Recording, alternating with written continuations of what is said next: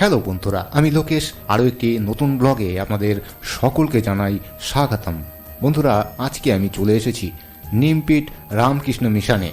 এই নিমপিট রামকৃষ্ণ মিশন আপনারা কিভাবে এসে পৌঁছবেন, আর এই নিমপিট রামকৃষ্ণ মিশন কটা থেকে কটা পর্যন্ত খোলা থাকে, এখানে ভোগের ব্যবস্থা রয়েছে কিনা, সমস্ত কিছু ডিটেলস নিয়ে আজকের এই ভিডিওটি প্রথম থেকে শেষ পর্যন্ত আপনাদের দেখতে হবে।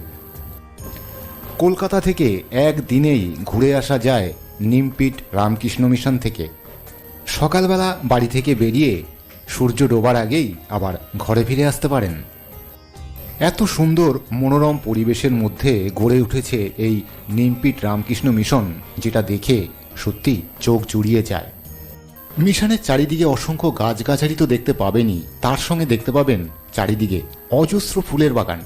এই সদ্য ফোটা ফুলগুলো মিশনের পরিবেশটাকে যেন আরও সুন্দর করে তুলেছে।